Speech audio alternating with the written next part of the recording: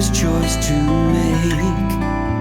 But who am I if not the one who's meant to keep him safe? Is trust and loyalty still justified if I deny him of a better life?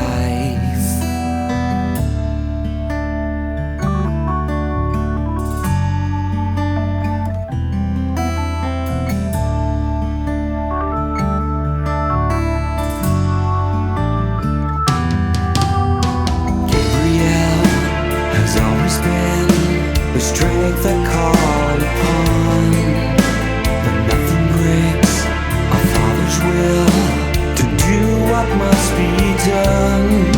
Should I turn my back on him, abandon all our plans for revolution? Will hope and freedom die?